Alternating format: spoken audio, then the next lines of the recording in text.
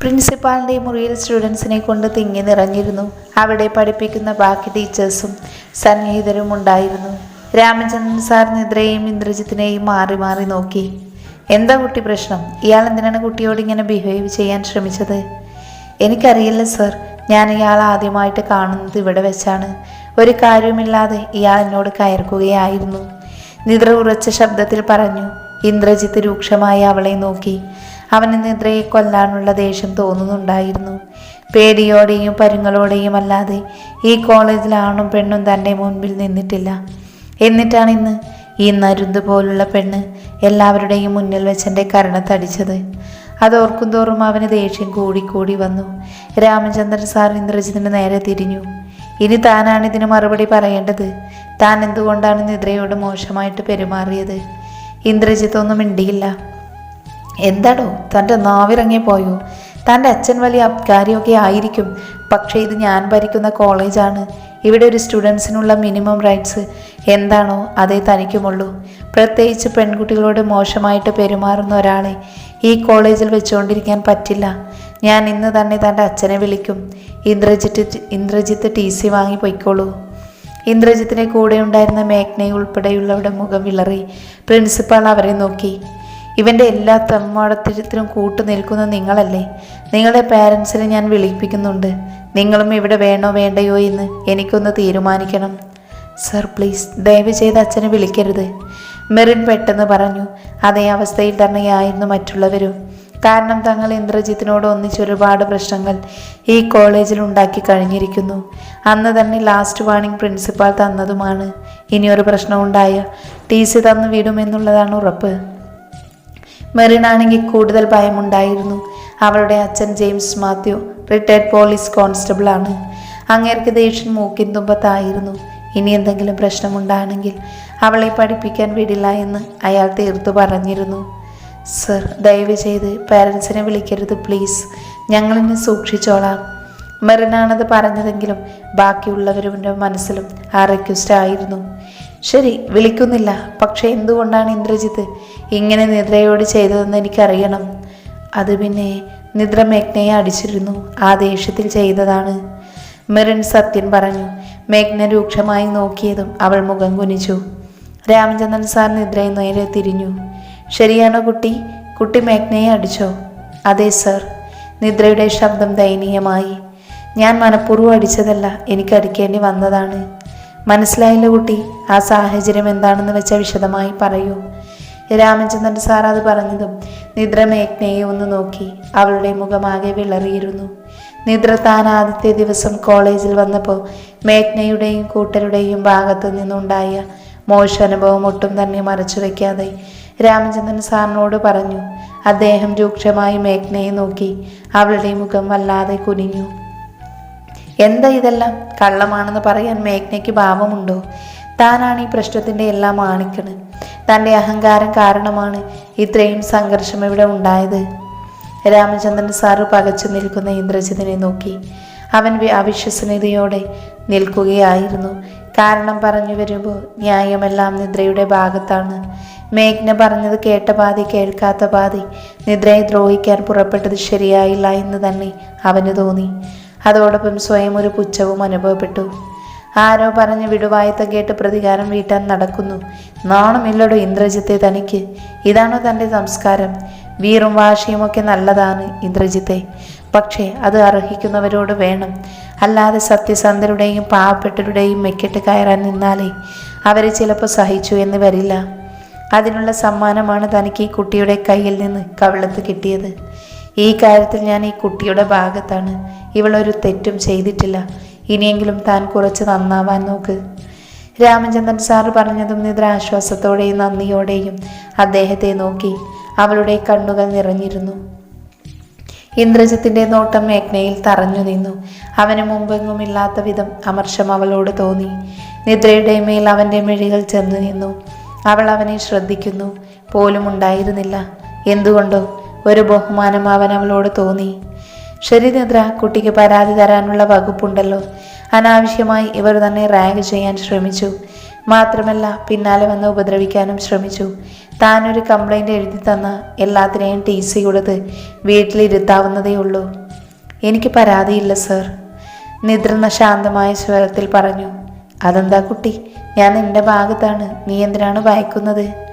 ഭയം കൊണ്ടല്ല സർ, ഞാനിവിടെ വന്നത് പഠിക്കാനാണ്. കുറേ കാലം പഠിക്കാനാവാതെ വീട്ടിലിരുന്നപ്പോൾ ഞാൻ ഒരിക്കലും വിചാരിച്ചിരുന്നില്ല എനിക്ക് വീണ്ടും ഇങ്ങനെ ഒരു അവസരം കിട്ടുമെന്ന്. എനിക്കറിവിൻ്റെയും വിദ്യാഭ്യാസത്തിൻ്റെയും വില അറിയാം സർ. അതുകൊണ്ട് ഞാനായിട്ട് ആരുടെയും പഠിത്തം മുടക്കുന്നില്ല. മാത്രമല്ല ഞാനായിട്ട് ആരും വഴിയിൽ ഒരു തടസ്സമായി പോകുന്നില്ല. എനിക്കാരെയും ഉപദ്രവിക്കേണ്ട, എന്നെയും ഉപദ്രവിക്കാതിരുന്നാൽ മതി. നിദ്ര പറഞ്ഞത് കേട്ട് രാമചന്ദ്രൻ സാർ എല്ലാവരെയും ഒന്ന് നോക്കി. കേട്ടോ ഈ കുട്ടി പറഞ്ഞത്? ഇതാണ് ക്യാരക്ടർ എന്ന് പറയുന്നത്. അതൊന്നും കുറേ പണം കൊടുത്താൽ കിട്ടുന്നതല്ല, നല്ല സംസ്കാരത്തിൽ നിന്ന് വരുന്നതാണ്. ഇനി നിദ്രയുടെ കയ്യിൽ നിന്ന് നിങ്ങൾക്കെതിരെ എന്തെങ്കിലും ഒരു കംപ്ലൈൻറ്റ് കിട്ടിയാൽ, വേണ്ട കംപ്ലൈൻറ്റ് കിട്ടണമെന്നില്ല, ഈ കുട്ടിയെ എങ്ങാനും ഉപദ്രവിക്കാൻ ശ്രമിച്ചു എന്ന് ഞാൻ അറിഞ്ഞ ആ സമയം ഡിസ്മിസിൽ അടിച്ച് കയ്യിൽ തരും, എല്ലാത്തിനും പറഞ്ഞേക്കാം. ഇന്ദ്രജിത്തും മേഘ്നയും ഒഴികെയുള്ളവർ തലകുലുക്കി. കുട്ടി ക്ലാസ്സിൽ പോയിക്കോളൂ, രാമചന്ദ്രൻ സാർ സൗമ്യമായി നിദ്രയോട് പറഞ്ഞു. അവൾ നന്ദനെയും കൂട്ടിക്കൊണ്ട് ക്ലാസ്സിലേക്ക് പോയി. ഇനി എന്തിനാ എല്ലാവരും നിൽക്കുന്നത്, പിരിഞ്ഞു പോകണം. അദ്ദേഹത്തിൻ്റെ പൗരുഷമായ ഓർഡർ കേട്ട് ഇന്ദ്രജിത്ത് ഉൾപ്പെടെയുള്ളവർ പുറത്തേക്ക് പോയി. നിദ്ര തൻ്റെ മുന്നേ പോകുന്നത് ഇന്ദ്രജിത്ത് വീക്ഷിച്ചു. അവൻ അവളോട് വീണ്ടും എന്തെന്നില്ലാത്തൊരു ആരാധനയും ബഹുമാനവും തോന്നി. അപ്പോഴാണ് മേഘ്ന അവൻ്റെ മുന്നിൽ വന്നു നിന്നത്. ജിത്തു, നീ മിണ്ടരുത്. ഇങ്ങനെ നുണ പറഞ്ഞ് എന്നെ നാണം കെടുത്തേണ്ട ആവശ്യം എന്തായിരുന്നു നിനക്ക്? അങ്ങനെയല്ല ജിത്തു, ഞാൻ പറയുന്നത് നീ ഒന്ന് കേൾക്ക്. മിണ്ടരുതെന്നാണ് പറഞ്ഞത്. ഇന്ദ്രജിത്ത് ദേഷ്യം കൊണ്ട് ആളിക്കത്തി. അവൻ്റെ കണ്ണുകളിൽ തീ കണ്ടപ്പോൾ അവൾ പറയാൻ വന്നത് വിഴുങ്ങി. അവൻ വീണ്ടും നിദ്ര പോയ വഴിയെ നോക്കി നിന്നു. അവൻ്റെ ആ നോട്ടം മേഘ്നയ്ക്ക് ഇഷ്ടപ്പെട്ടില്ല. അവളുടെ മുഖമിരുണ്ടു. അവൻ നിദ്രയെ വെറുപ്പോടെ നോക്കി. നിന്നെ ഞാൻ വെറുതെ വിടില്ല, ഇതിനുള്ള പണി നിനക്ക് ഞാൻ തന്നിരിക്കും. അവൾ മനസ്സിൽ പറയുന്നത് ഇന്ദ്രജിത്തോ നിദ്രയോ കേട്ടിരുന്നില്ല. ഇന്ദിരയുടെ വാക്കുകൾ കേട്ട് ശരണ്യാകെ തറഞ്ഞു നിൽക്കുകയായിരുന്നു. താൻ ജീവിതത്തിൽ ഇത്രയും നിരാശ അനുഭവിച്ചിട്ടില്ലെന്ന് അവൾക്ക് തോന്നി. എല്ലാവരും കൂടി എന്നെ ചതിക്കുകയായിരുന്നു അല്ലേ? അവൾ രോഷത്തോടു കൂടി അവനെ നോക്കി. ആരു ചതിച്ചെന്ന്? അവനൊന്ന് കണ്ണും കൈയും കാണിച്ചപ്പോൾ തന്നെ നീ അവൻ്റെ കൂടെ ചാടിപ്പോന്നു. എന്നിട്ട് എൻ്റെ മെക്കിട്ട് കയറുന്നു. നീ കൊള്ളാലോടി. ആണുങ്ങളാവുമ്പോൾ എന്തെങ്കിലുമൊക്കെ പഞ്ചാര വാക്ക് പറഞ്ഞെന്നിരിക്കും. അതൊക്കെ കേട്ട് തുള്ളാൻ നിൽക്കുന്ന പെണ്ണുങ്ങളാ മഹാമോശമാ. അവളുമാരുടെ പേര് വേറെയാ. അതുകൊണ്ട് മോളെ, എന്നോടധികം ഇടയാൻ നിൽക്കാതെ മര്യാദക്ക് വന്ന് പണിയെടുക്കാൻ നോക്ക്. ഇല്ലെങ്കിൽ ഒത്തോളെ, നിങ്ങളെന്നെ എന്ത് ചെയ്യും? ശരണ്യ തൻ്റെ തനി സ്വഭാവം പുറത്തെടുത്തു. ഇല്ലെങ്കിൽ മോൾ ഇവിടുന്ന് പച്ചവെള്ളം കുടിക്കില്ല. കാണണോ നിനക്ക്? ഇന്ദിരയാ പറയുന്നത്. ആ, എനിക്കൊന്ന് കാണണം, ശരണ്യ വാശിയോടെ പറഞ്ഞു. നീ പണിയെടുക്കാൻ വരുന്നുണ്ടോ ഇല്ലയോ? ഇല്ല, എനിക്ക് ഈ കുപ്പമേട്ടിൽ കിടന്ന് പണിയെടുക്കേണ്ട ഒരാവശ്യവുമില്ല. നീ അനുഭവിക്കാൻ പോകുന്നുള്ളടി. ഇന്ദിര അവളെ മനസ്സറിഞ്ഞ് പ്രാഗി. പിന്നെ അടുക്കളയിലേക്ക് പോയി. മണി 9 ആയിരുന്നു. 9:30 ആയപ്പോഴേക്കും ശരണ്യയ്ക്ക് വിശപ്പ് സഹിക്കാൻ വയ്യാതെയായി. വീട്ടിലാണെങ്കിൽ 8 മണിക്ക് മുൻപേ ആഹാരം നിദ്ര മേശപ്പുറത്ത് എത്തിച്ചിരിക്കും. അതും അമ്മയ്ക്ക് ഒരു തരം ഫുഡും തനിക്ക് വേറൊന്നും ആയിരിക്കും. നിദ്രയെ കൊണ്ട് എത്ര കഷ്ടപ്പെടുത്തുന്നതിനും അമ്മയ്ക്കും തനിക്കും മടിയൊന്നും ഉണ്ടായിരുന്നില്ല. സത്യം പറഞ്ഞാൽ തനിക്ക് എന്ത് സുഖമായിരുന്നു. എന്തായാലും അടുക്കളയിൽ പോയി എന്തെങ്കിലും കഴിക്കുക തന്നെ, വേറെ നിവൃത്തിയില്ലല്ലോ. ആ തള്ള പറയുന്നതൊക്കെ വകവയ്ക്കണ്ട. അവൾ പതിയെ എഴുന്നേറ്റ് അടുക്കളയിലേക്ക് ചെന്നു. ഇന്ദിര പൊട്ടിപ്പൊളിഞ്ഞ പഴകിയതും കരിപിടിച്ചതുമായ സ്ലാബിൻ്റെ അടുത്തു നിന്ന് അടുപ്പത്ത് അരികൊഴുകിയിടുകയായിരുന്നു. വിനീത പച്ചക്കറി അരിയുന്നുണ്ട്. ശരണ്യ ഒട്ടും കൂസാതെ സ്ലാബിൻ്റെ കോണിലിരുന്ന പാത്രങ്ങൾ തുറന്നു നോക്കി. അതിൽ ഇഡലിയും സാമ്പാറുമായിരുന്നു. അവൾ പാത്രത്തിലേക്ക് 5-6 ഇഡലിയും ഇട്ട് സാമ്പാറും എടുത്തൊഴിച്ചു. എന്നിട്ട് കഴിക്കാൻ ഭാവിച്ചു. അപ്പോഴാണ് കയ്യിൽ ഒരു പിടി വീണത്. ഇന്ദിര ബലമായി ശരണ്യയുടെ കയ്യിൽ പിടിച്ചിരിക്കുകയായിരുന്നു. നിങ്ങളെന്താ തള്ള ഈ കാണിക്കുന്നത്? ഇഡലി അവിടെ വെക്കടി. ഇത് നിന്റെ കെട്ടിയോൻ സമ്പാദിച്ച മുതലൊന്നുമല്ല. ഞാൻ ഓരോ സ്ഥലത്ത് വീട്ടിൽ ജോലി ചെയ്തുണ്ടാക്കുന്ന പൈസ കൊണ്ട് ഉണ്ടാക്കിയതാ. അതെനിക്കും എൻ്റെ മോൾക്കും കഴിക്കാനുള്ളതാ. നിനക്ക് മേലനങ്ങാതിരുന്ന് തിന്നാനേ നിന്റെ തള്ളയോട് ഉണ്ടാക്കാൻ പറ. ശരണ്യയ്ക്ക് അടികിട്ടിയതുപോലെ തോന്നി. എങ്കിലും അവൾ വിട്ടുകൊടുക്കാൻ ഭാവിച്ചില്ല. എന്നെ നിങ്ങളുടെ മകൻ ഇങ്ങോട്ട് കെട്ടിക്കൊണ്ട് വന്നതാ. ഞാൻ വലിഞ്ഞു കയറി വന്നതൊന്നുമല്ല. അപ്പോൾ ഇവിടുത്തെ ആഹാരം എനിക്കും കഴിക്കാം. ആഹാ, നീ ഇന്ന് പണിയെടുക്കാതെ കഴിക്കുന്നെന്ന് എനിക്കൊന്ന് കാണണം. മോളെ വിനീതേ, ഇങ്ങോട്ട് വന്നേ, ഇവളെ കൊണ്ട് ഇത് കഴിപ്പിക്കരുത്. ആ പാത്രം ബലമായി ശരണ്യയുടെ കയ്യിൽ നിന്ന് വാങ്ങിക്കാൻ ശ്രമിച്ചുകൊണ്ട് ഇന്ദിര മകളെ വിളിച്ചു. ഇന്ദിരയ്ക്ക് വാക്കു കേട്ടതും വിനീത പെട്ടെന്ന് തന്നെ വന്നു. രണ്ടുപേരും കൂടെ ശരണ്യയുടെ കയ്യിൽ നിന്ന് ഇഡലി പാത്രം തട്ടിപ്പറിക്കാൻ ശ്രമിച്ചു. ശരണ്യയും വിട്ടുകൊടുക്കുന്നുണ്ടായിരുന്നില്ല. പക്ഷേ രണ്ടുപേരുടെ ബലത്തിനു മുന്നിൽ അവൾക്ക് പിടിച്ചു നിൽക്കാൻ പറ്റിയില്ല. ഇന്ദിര ആ ഇഡലിയുടെ പ്ലേറ്റ് ശരണ്യയുടെ കയ്യിൽ നിന്ന് വാങ്ങിച്ചു വെക്കുക തന്നെ ചെയ്തു. ഭക്ഷണം കഴിക്കാൻ വയ്യെങ്കിലേ തെരുവിൽ പോയി തെണ്ടിടി, ഇല്ലെങ്കിൽ വല്ല മറ്റേ പണിക്കും പോവും. ഇന്ദ്ര ഉച്ചത്തിൽ ആക്രോശിച്ചു. ശരണ്യയാകെ തരിച്ചു നിന്നുപോയി ആ വാക്കുകൾ കേട്ട്. അന്ന് ഉച്ചവരെ ശരണ്യ പട്ടിണിയായിരുന്നു.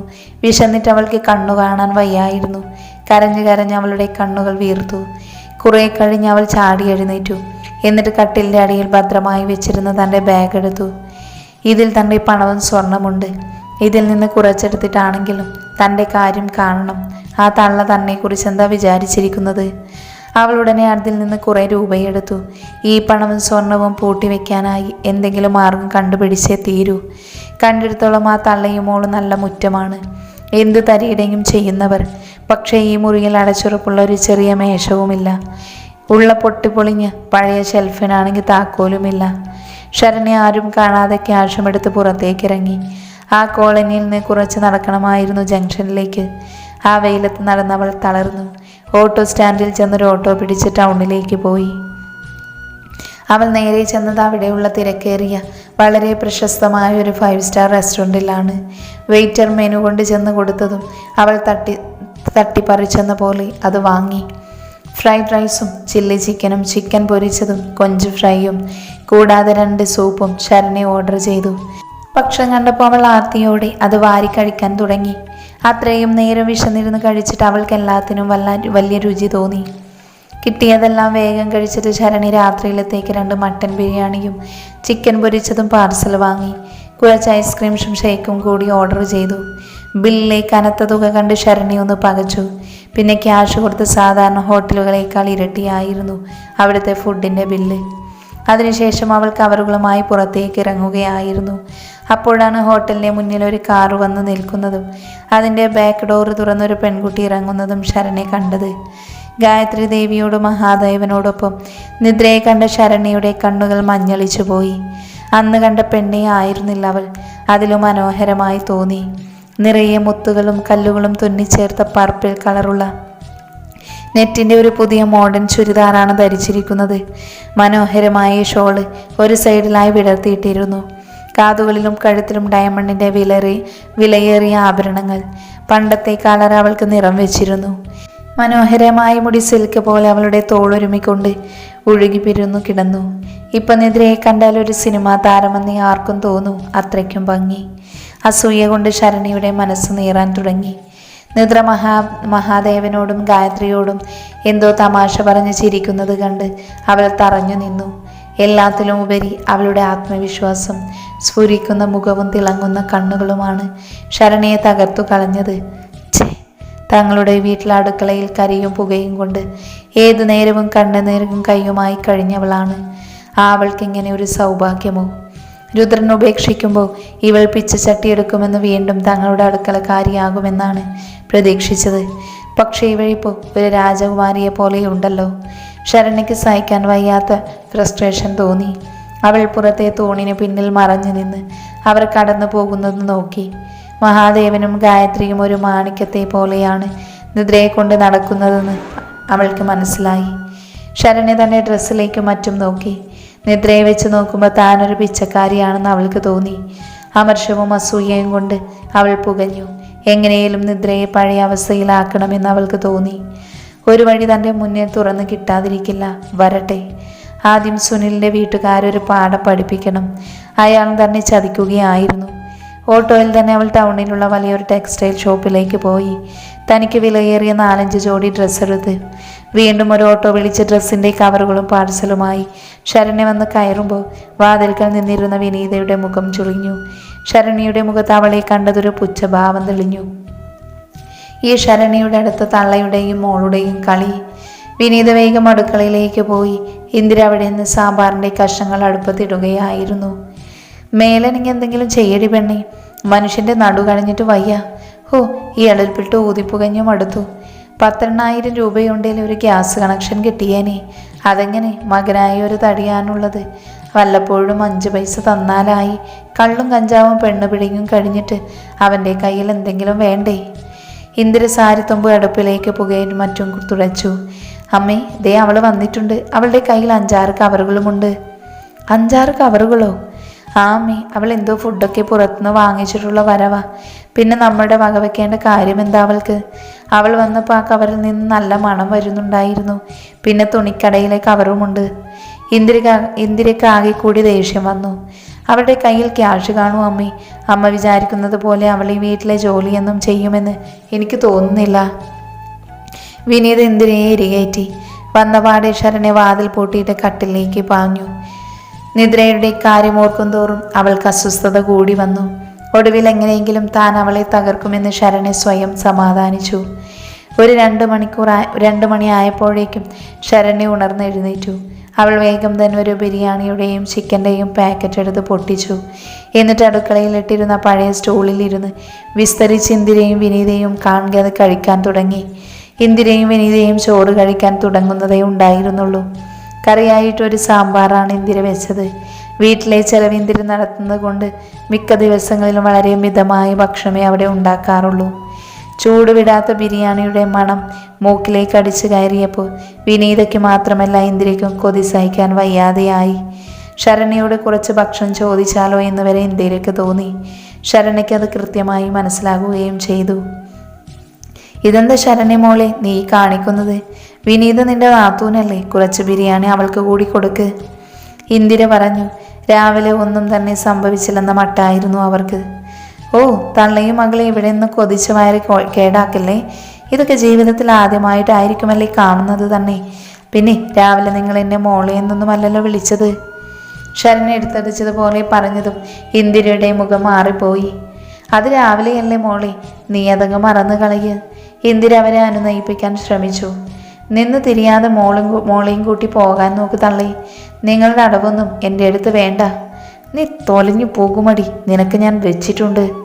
ശരണ്യയുടെ അടുത്തുനിന്ന് ബിരിയാണി കിട്ടില്ലെന്നറിഞ്ഞതും ഇന്ദിര പ്രാഗി. ശരണ്യ അത് കണ്ട് മുഖം കോട്ടി. ഒന്ന് പോ തള്ളി.